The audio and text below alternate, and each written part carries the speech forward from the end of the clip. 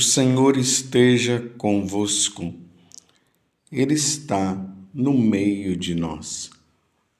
Proclamação do Evangelho de Jesus Cristo, segundo Marcos. Glória a vós, Senhor.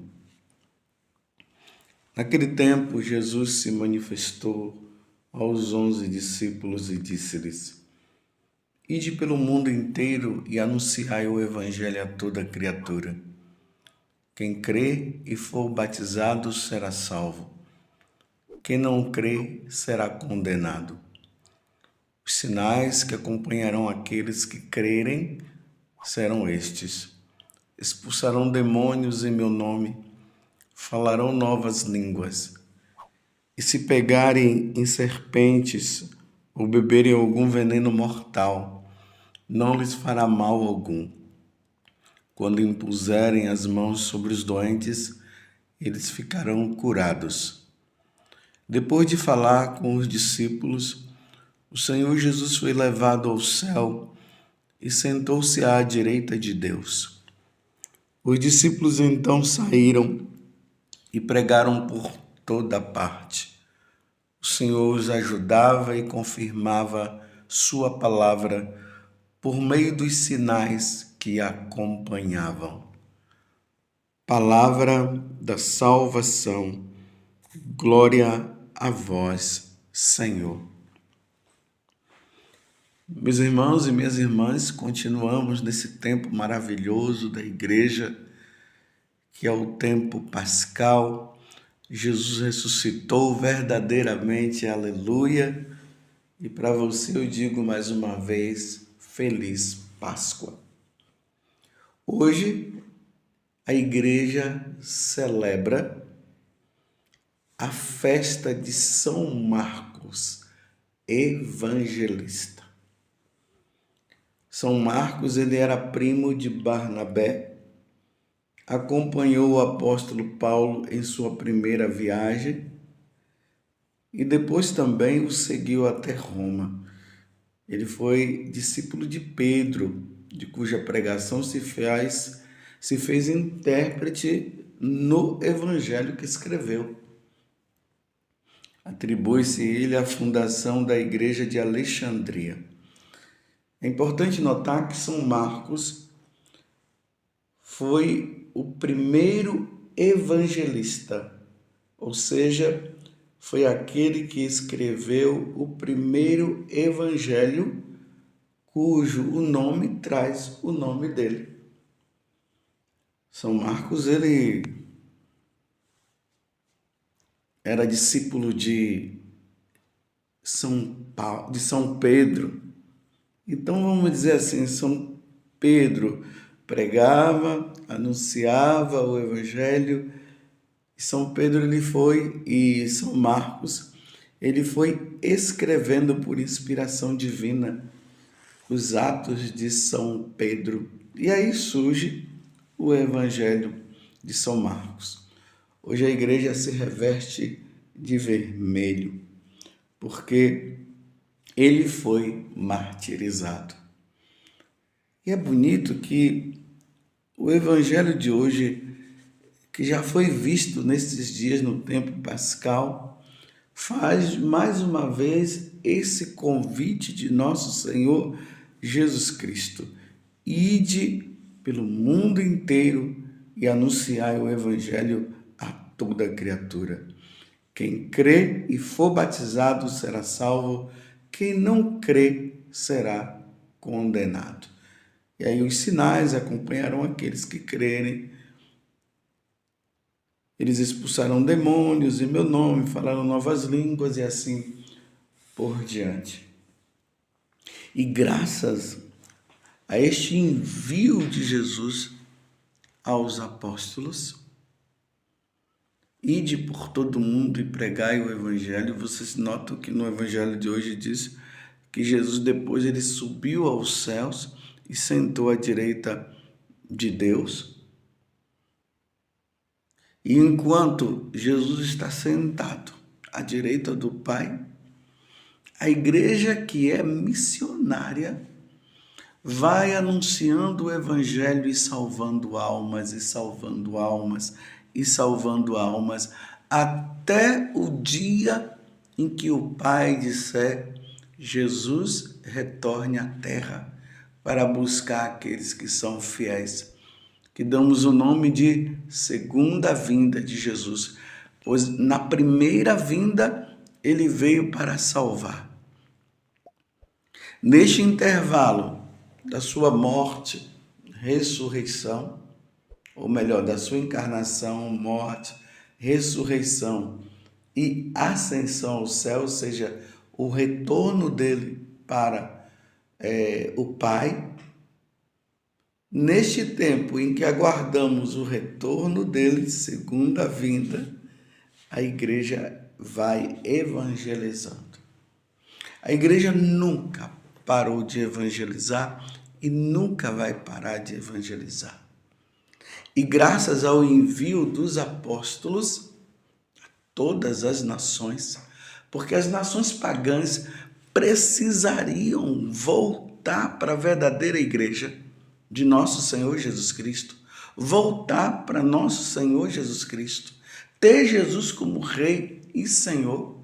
Graças a tudo isso, quantas pessoas deram a vida graças à evangelização?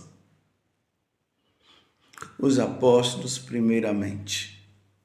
Depois, muitos e muitos cristãos foram dando a vida. E como fruto de tudo isso, a igreja foi crescendo, até ela se tornar católica, ou seja, em todos os lugares, em todas as nações do mundo, nós vamos sempre encontrar uma porção de católicos lá. E o fruto também dessa evangelização foi o nascimento de muitas ordens religiosas, de muitas congregações religiosas. Se nós fôssemos contar o número de sacerdotes que vieram, o número de conversões, graças a esse mandato de Jesus: ide por todo mundo e pregai o evangelho a toda criatura. Quem crê e for batizado será salvo. Infelizmente, Jesus disse também: quem não crê está condenado. E esses homens, eles tinham um fervor no coração, uma força tão grande interiormente, que para eles pregar o evangelho era caso de vida ou morte. Lembremos que São Paulo fala na carta aos Romanos: ai de mim se eu não evangelizar. E aí que entra, muitos foram martirizados. É preciso que você entenda isso. A evangelização acontecida no mundo, ela teve como fruto muitas pessoas, muitas, milhares de pessoas que deram a vida. E aqui não é dar a vida simplesmente porque foi fazendo, foi falando, foi pregando e depois até morreram, né? Morreram de morte natural. Aqui eu estou falando daqueles que morreram demonstrando a fé em nosso Senhor Jesus Cristo. Sim, Jesus, ele é o Senhor. Isso diante de imperadores que perseguiam a igreja. E eles deram a vida, como São Marcos deu. E aí vem as ordens religiosas que surgiram, e nós precisamos saber disso. Os jesuítas, os franciscanos, quantas congregações religiosas, com nomes até assim que você talvez nem nunca tenha ouvido, como os Pavonianos. O fundador é São Ludovico Pavone, ele era italiano da cidade de Brescia. Infinitas congregações, os salesianos, ordens contemplativas como as carmelitas, os carmelitas, os beneditinos. Tem até uma ordem religiosa que talvez você nem saiba. São os chamados premostratenses. Os premostratenses, ele foi fundado ali pelo ano 1126. Vocês notem que é uma ordem muito antiga, por um homem chamado Norberto, São Norberto. São Norberto, ele nasceu em um tempo, ali pelos anos 1080, em que as pessoas elas tinham duas opções.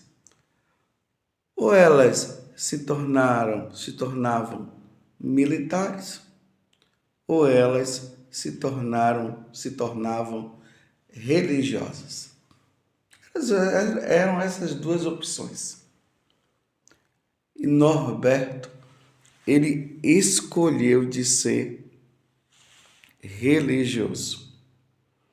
Mas aqui tem uma coisa interessante.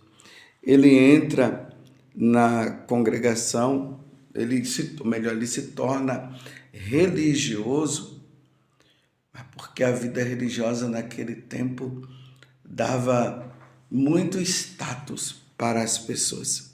Por isso que ele se tornou religioso.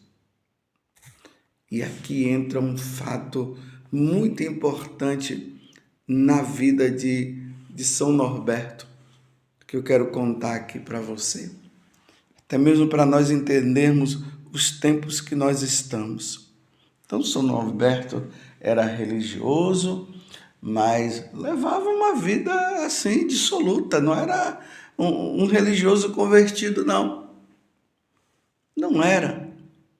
Até que um dia, São Norberto, ele estava andando a cavalo e, de repente, ele foi atingido por um raio. Não que o raio pegou nele, né? O raio caiu ali por perto, ele caiu desmaiado também. Não se sabe o tempo que ele ficou desmaiado. E uma voz lhe disse para deixar a vida mundana e procurar o amor verdadeiro, a virtude e o evangelho. Olha, era um religioso, meus irmãos. Ele já tinha uma vida cristã, se converteu. E aí Norberto enxergou o erro que ele vivia e reconheceu e se arrependeu. Ele abandonou o luxo e os prazeres falsos da vida religiosa praticado pelos nobres e assumiu a pobreza evangélica. Ele passou a vestir roupas pobres e andava descalço e principalmente começou a buscar a Deus na oração, no jejum, no controle de si mesmo, no dizer não às paixões. Meus irmãos, era um religioso. Quando terminou o ciclo da solidão que ele vivia, ele percorreu a França e a Bélgica e a Alemanha pregando o evangelho. Depois foi fazer os estudos teológicos no mosteiro de Cienburgo. Ao terminar, foi ordenado sacerdote. Depois que ele foi ordenado sacerdote, São Norberto passou a lutar pela conversão do clero e dos nobres. Olha, uma vez que o clero, os nobres, estavam levando uma vida errada, o clero, meus irmãos, o clero, ele propôs reforma nos costumes da igreja, buscando eliminar os privilégios que os nobres tinham na prática de um cristianismo de fachada. A princípio, foi duramente contestado pelo clero, mas graças a Deus o Papa estava do lado dele. E aí, essa reforma que ele foi fazendo, ele viu com os próprios olhos e foi uma grande vitória, tendo o apoio do Papa. Passado esse tempo, São Norberto achou melhor viver uma vida de solidão, mergulhado na oração e no contato com Deus. E aí surge essa ordem chamada de Ordem dos Cônegos Regulares Premonstratenses. E a ordem ficou conhecida com o nome de Ordem dos Monges Brancos, porque eles usam um hábito branco. Por exemplo, recentemente, esses dias mesmo, eu fui em Montes Claros para pregar um encontro lá, evangelização, e eu tive a oportunidade de celebrar a missa lá no convento dos Premonstratenses. Eu fui bem recebido pelos monges, e ali o cônego Michel, que é o prior lá em em Montes Claros, celebrei a missa, depois eu viajei. Para dizer, essa ordem que já tem aí uns 800, 900 anos, surgiu com São Norberto, os monges brancos. Depois dessa outra etapa, São Norberto, ele começou a viajar e pregar o evangelho novamente. Ele lutou contra heresias. Depois ele se tornou bispo, conselheiro do rei alemão, aonde ele faleceu depois. Por que eu estou falando sobre isso no dia de hoje? Porque imagina, nesse tempo de evangelização que aconteceu, São Norberto, ele foi chamado por Deus para reevangelizar o clero, a igreja, os nobres, os cristãos. A igreja estava precisando passar por uma nova conversão, você entende isso? Os cristãos estavam levando uma vida de pagão, meus irmãos. Foi isso que aconteceu. E se nós olhamos hoje, nós estamos no ano de 2023, a igreja está precisando também, novamente, de ser evangelizada pelos próprios cristãos, porque o que nós percebemos é um paganismo, é uma volta ao paganismo. Precisamos rezar muito, meus irmãos, para que Deus possa suscitar novos São Norbertos. A igreja está num processo de descristianização, um nome até grande. Parece que hoje se tornar pagão é motivo de alegria. Em vez de alegria, seria o pagão se tornar cristão. Você está me entendendo? E nós encontramos o quê? Uma igreja totalmente mundana. Os valores estão sendo trocados. Me desculpe eu dizer assim. Aqueles que querem viver uma vida santa são perseguidos. E aqueles que vivem uma vida errada são aplaudidos. Olhando a vida de São Norberto hoje, diante desse evangelho, ide por todo mundo e pregai o evangelho a toda criatura. E quem crê e for batizado será salvo, e quem não crê já está condenado. É ou não é verdade, meus irmãos, que precisam surgir novos São Norbertos? Porque por inspiração divina possa reevangelizar os cristãos, para que nós possamos voltar aos bons costumes. Porque toda hora a gente ouve uma bomba. Aconteceu isso com um padre, aconteceu isso com uma freira, aconteceu isso com um bispo, aconteceu isso com um leigo. Meu Deus do céu! Que Deus suscite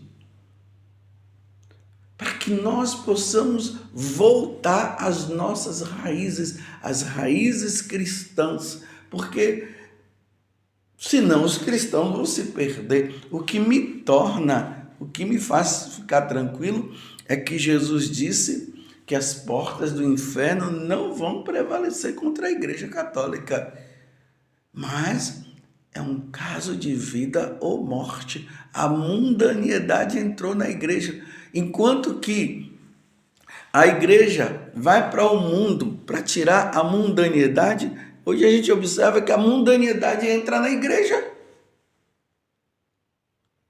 Que Deus nos dê a graça no dia de hoje, no dia de São Marcos, que o sangue de São Marcos, unido ao sangue de Cristo, a igreja possa ser reevangelizada novamente e nós voltemos a viver uma verdadeira vida de cristão, uma verdadeira vida de santo.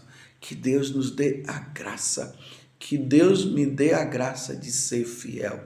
Louvado seja nosso Senhor Jesus Cristo, para sempre seja louvado, e a sua mãe Maria Santíssima.